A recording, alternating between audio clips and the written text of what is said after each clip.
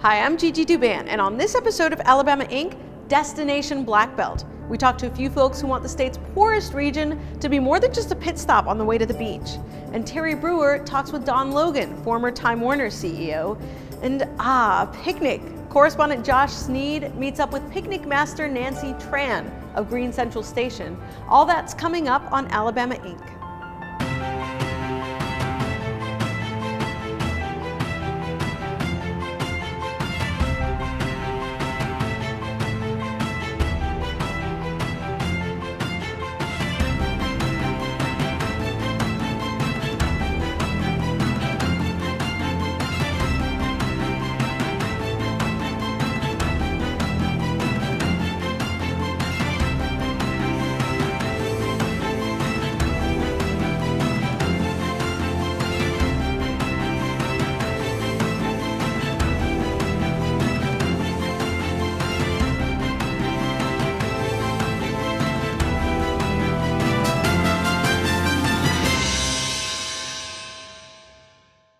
Alabama's Black Belt has the highest level of unemployment, poverty, and disease in the state. But there's also a lot of history there. There are also lots of beautiful parks and plenty of wildlife. Well, officials hope tourism is the region's ticket to a better future. This is part 2 of our look at Alabama's Black Belt.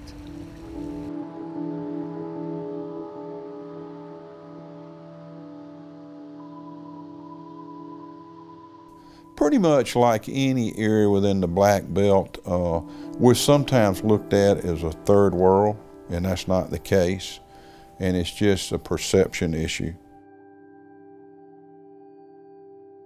You know, when you talk Black Belt or you talk our area, you talk education, you talk perception, we're still dealing with the image back in the 60s, and it's hard to move away from it.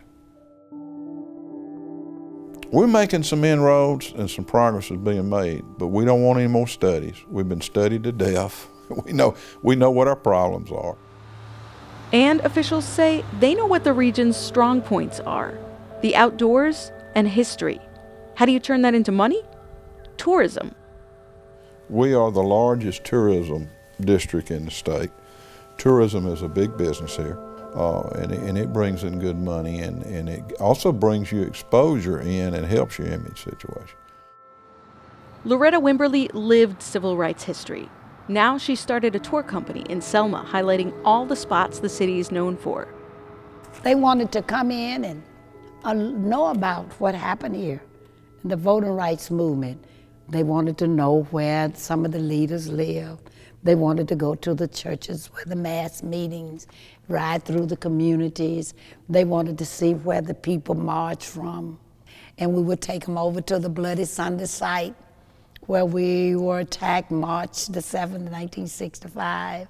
So that was a real experience that they wanted to just walk and talk and feel. That's why people are coming to Alabama, because of the civil rights movement. We just have a magnificent history. It's an economic gold mine if we get it right. But when it comes down to where we live and economics, and if you got the history, and if it's authentic, and if you tell it right, people will come from far and near.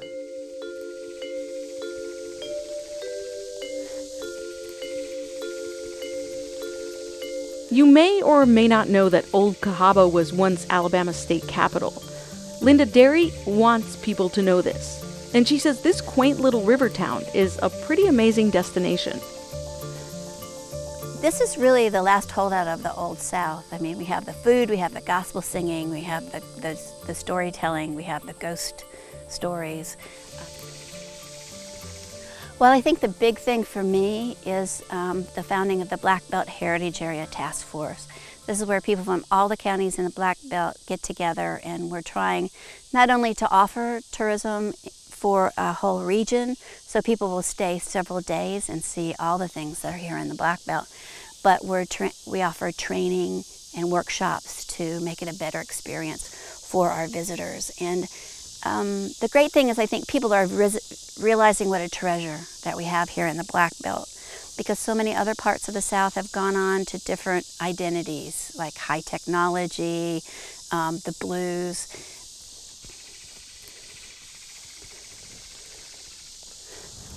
You might wonder what turkey hunting and skeet shooting have to do with any of this. Well, the folks at Black Belt Adventures say a lot.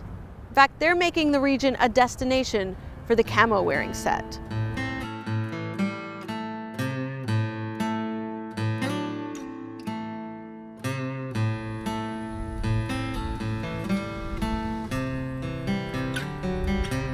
Black Belt region is known for the dark, rich, nutrient soil that supports an abundance of wildlife, and that is the economic development tool that we see that is available, readily available in this region.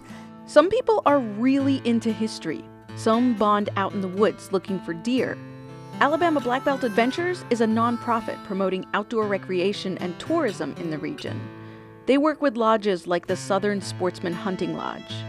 And it really became famous years and years ago, and so many hunters wanted to come hunt the Alabama Black Belt, and you know, that's where we are today. This lodge has been around since the early 80s, and it was one of the first commercial lodges in the state that recognized the opportunity that we have here.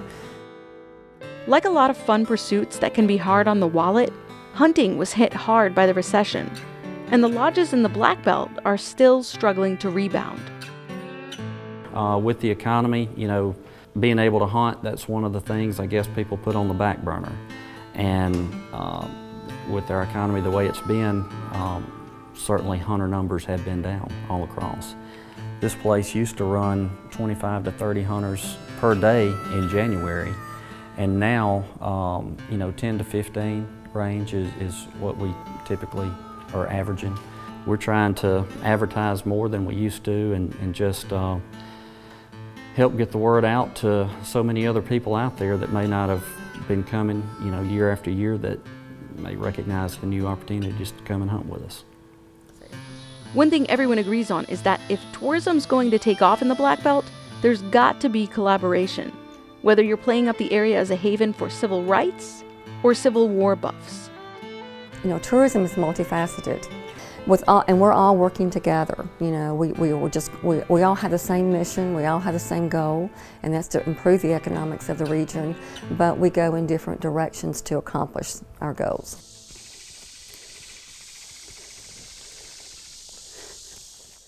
Coming up next on Alabama Inc. Didn't matter who you were, what you were, where you went to school, what color you were. It didn't matter about anything except whether you got results or not.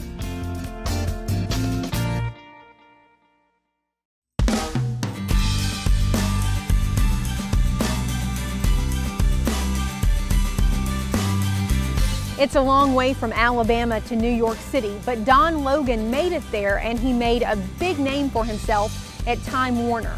Now he's back in Alabama with a new venture, and he's making family a very big part of it.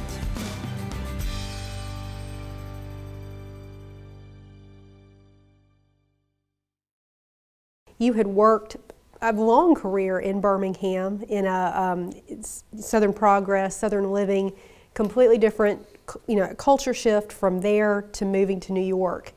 Well, I took it slow in the beginning, because I knew it was going to be very difficult for them. It was going to be very difficult for me. That I told my wife when we went up there that there was a high likelihood that I would be fired within 2 years, but fortunately at the time they were paying very generous severance packages, so I said, no, maybe it won't be all bad. So, but anyway, she thought 2 or 3 years, and I really thought that it was better than a 50-50 chance that I would, you know, get booted out, because organisms like that tend to reject, you know, outsiders coming in. And although I was part of the family, we were an outside part of the family, and, you know, never been in the New York loop and did things differently. So my approach was that I only know one way to do business, and that was do the right thing and then treat people well and, you know, reward results, and that's the kind of company we're going to have. So that Sports Illustrated had a person that was in charge of Sports Illustrated, And all the things that he needed to make that successful, advertising sales and circulation subscription sales, accounting and finances to support that, we would put that under that person, and then they were charged with developing and building results. We also charged them with developing the brand. They had done the swimsuit issue. You may have heard of that little magazine that comes out once a year there. I mean, it's become an institution, and that now, there's a whole business built around that. And so we look for things like that where you could take the brand and monetize it in some way, in a major way that could add contributions back. And the sum of all those things helped you keep the business growing, even though the core business was maturing and maybe not moving so much, is that the sum of all these other things could be significant. You got an interesting perspective of a lot of these huge, Time Warner and then the AOL Time Warner. You talked about that being, in your opinion, a disastrous move. Talk a little bit more of that from a business standpoint. The CEO at Time Warner at the time is that it was the time that a lot of these internet companies were being started, and they were getting these huge valuations for their company. You'd have a company that was starting up, and they were the first that was going to be able to deliver groceries to your home, and you'd order them online, and then there. So that was going to be a big business, and so the value of that company would shoot up on the stock market, so it would be worth more than Winn-Dixie. So all the traditional companies, especially those in the media business, were trying to figure out ways, how do we get that mojo attached to our company? How do we get that, our shares getting some of that and pushed up? And so the idea was you put them together, and we'll take AOL's expertise, and they'll go in and jumpstart, make the publishing business grow faster, and our cable business and our movie business, and it made no sense. You can't do that. So if anybody just kind of worked through the math and the numbers and looked at it from a logic, common sense standpoint, you would have seen the flaws in it, and of course they all popped out. And then the other thing, of course, that people looked at was, the fact they looked at the accounting practices at AOL that kept those numbers up, that allowed that high multiple to begin with, to push that value out of sight.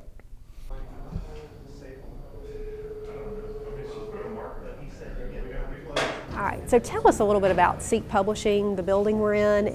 Seek was a little company that started up in Nashville that published these really interesting products that we liked, these nostalgia-oriented, they were year-oriented. History was such an important part of it. We wanted to be in a building, that was different from just being in a high-rise, steel and glass, as it kind of looked that you'd see in the downtown area, and that thought it'd be more comfortable in one of these old buildings, here on the south side. But these old buildings that now are converted for different use and converted to offices with open ceilings, and that got lots of nice workspaces and just lots of them developing. We just want to be a part of that. A big part of the Logan brand is the Birmingham Barons, which is a local minor league baseball team. With the team's transition to a new stadium, the Barons are in the spotlight now more than ever.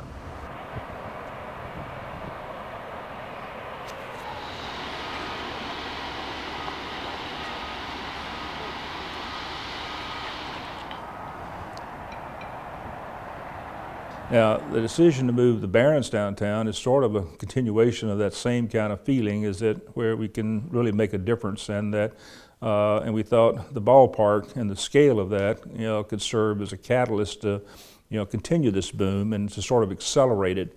And that's what you really need to do in areas like this from an economic development standpoint, is that you need critical mass. The railroad park was just completed, it was a great addition to the city, next to the railroads there.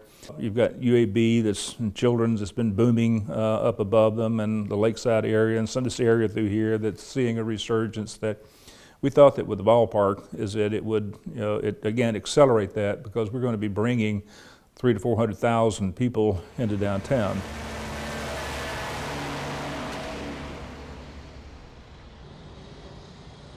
One of the things that cities have had trouble doing is getting people to come back into downtown at night.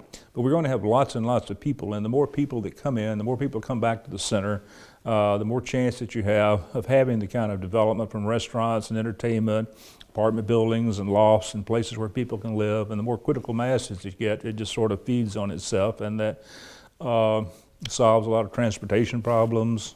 Obviously jobs close in, it helps all those things. So it's we just think it's a good thing, and we're happy we can move back in. We think it'll be good for our business because there are a lot of people and companies that are excited about our being there. So we just thought it would be a smart thing to do. It would be good for business and good for the community, and that's what we wanted to do. From people in this area, in this neighborhood, who are also sort of putting it out there, wanting to see a resurgence here, I'm sure the reception from them has been very positive.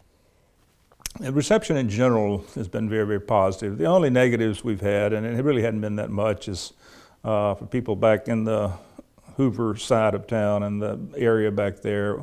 One is that there are a lot of people who have the feeling that it's not safe to come downtown. B, there's no place to park. And 3, it's a long way. So if I live within 5 minutes of the stadium there and it moved, then yeah, I guess I would see that. But fact is that most other people had to drive a long way to get out there because it was sort of in an isolated area. It's going to be closer, to a large number of people here, and the security and all that is not going to be an issue. And after they've come a couple of times, people are going to be comfortable, and after they figure out where to park and all, and we have some parking lots that are already designated, they'll be fine. Coming up next on Alabama Inc. The concept is Green Central Station. We're a one-stop picnic shop. This is how I die.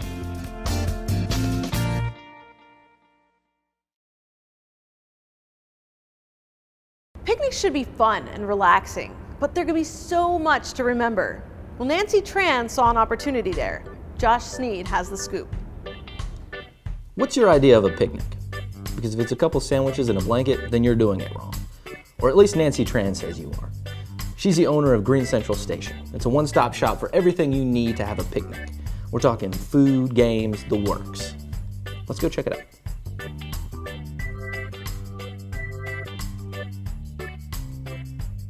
Nancy, tell us what inspired you to start the business that's essentially centered around picnics. Well, I'm the youngest of 5 and just grew up picnicking. I was raised by a single parent, my father. He worked 2 full-time jobs, so the only day we could spend time with the family would be on Sundays after church. Fix sandwiches or fix food at the house or go grab some fried chicken or hamburgers. And we would go to botanical gardens, the Vulcan, the zoo, just the various parks around town. Yeah. The concept is Green Central Station. We're a one-stop picnic shop, so you can buy or rent anything that you need for picnic. They'll grab a basket, grab a blanket, grab a radio, and then they'll think, oh yeah, a kite, let's take a kite out, I'm bringing back croquet and badminton. You're bringing it back? Yeah. Single-handedly? Yeah. Good luck. Thank you. So Nancy, you mentioned before that you rent these bikes out. How did you come across all these things? Right, so basically I love collecting things. So I would go to antique stores, flea markets, thrift stores, yard sales, estate sales. Okay, let's go right here. I got you. Ready? Oh, wait, it's off the chain. Yeah, it is. All right, stop. You gotta get on the seat. This is how I die. This is how, Yay! We're doing it! We're doing it! Go ahead and admit it. You all secretly hoped that I was gonna hurt myself and fall. Brakes! Brakes! So, let's say my wife and I are gonna go on a picnic. I'm just gonna grab some stuff and then you tell me how much it'd be to rent it or buy it. Sure. Okay. And we're gonna grab a radio because who doesn't like to dance on a picnic? Yeah, absolutely. Well, that is a solar-powered radio. Now, basket. Now, what would you recommend? I know you like the vintage ones. This one's pretty vintage. I like that. Yeah, that's kind of like the Mad Men picnic basket. Oh, you just sold me. There you go. So if we're doing a Mad Men picnic, then basically we don't pack any food. We just drink scotch and smoke cigarettes. Right. Okay. Well, then that's the basket I want. Okay. Perfect. That's standard. Oh, so it comes in a bag. It's already folded? It does. Speaking of light games, you have a puzzle, 500-piece puzzle here. Is that for like, if someone comes in and says, I'm about to leave on a 9-hour picnic, do you have any 500-piece puzzles? Is that what that's for? So picnic stuff and food all together, what am I looking at? You're looking at approximately, for a perfect picnic rental, under $30. Oh, really? Yeah, absolutely. That's awesome. Everyone loves a picnic, but no one wants to prepare for a picnic. Right, exactly. I guess there's nothing left to do but to have an actual picnic. Let's go do it. Let's do it. Got it?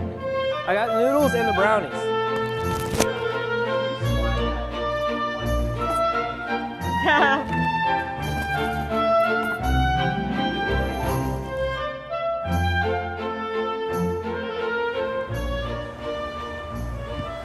Isn't this pretty? It is pretty. It's nice. Oh, that's a perfect tree. Is that where we're going? Yeah. Okay, everyone. Right here. Now's a good time to talk about potential picnic problems, poop, weather, bears. We're getting deeper and deeper into the American Eagle commercial, where now we're just like... And fix your own sandwich. Some noodles that you mix up.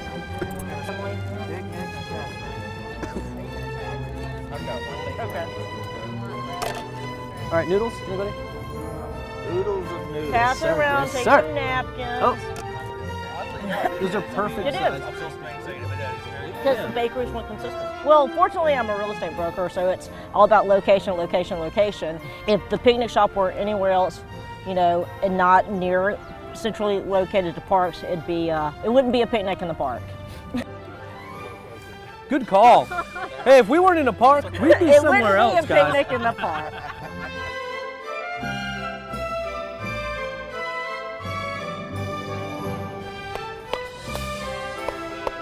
Please don't smash your fingers.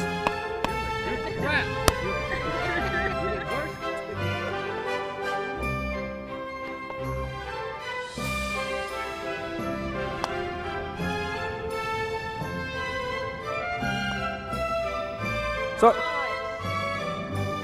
you're ruining the show! I'm supposed to be the best.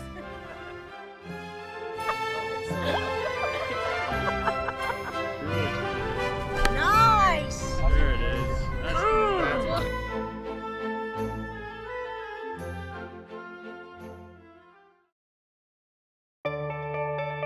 That's our show for this week. Be sure to follow us on Facebook and Twitter.